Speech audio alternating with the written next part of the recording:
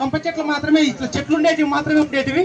మరి అక్కడ మాత్రమే పాత స్కూల్ మాత్రం అక్కడ ఉండేటివి.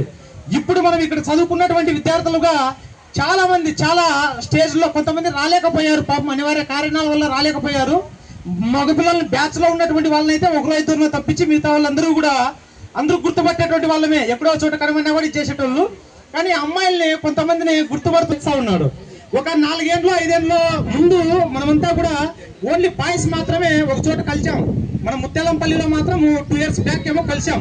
కలిసి 20 మంది వచ్చారు. ఆ రోజు నుంచి అనుకుంటూనే ఉన్నాం, మొత్తం అంతా మన బ్యాచ్ ఎవరైతే ఉన్నారో వాళ్ళందరూ కలుద్దాము, కలిసి అవుతూ మాట్లాడదాము.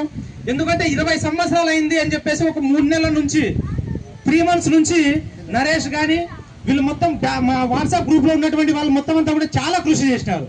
మొత్తం ప్రతి ఒక్క అందరికీ కాంటాక్ట్ నెంబర్ తీసుకున్నారు. మనకి ఇంకా చదువు చెప్పినటువంటి కొంతమంది వాణి మేడం అయితేనేమి, మరి శంకర్ సార్ అయితేనేమి, నారాయణ స్వామి సార్ అయితేనేమి, వీళ్ళు కూడా వచ్చిందంటే మన ఈ పూర్వ విద్యార్థుల సమ్మేళనానికి వచ్చిందంటే ఇంకా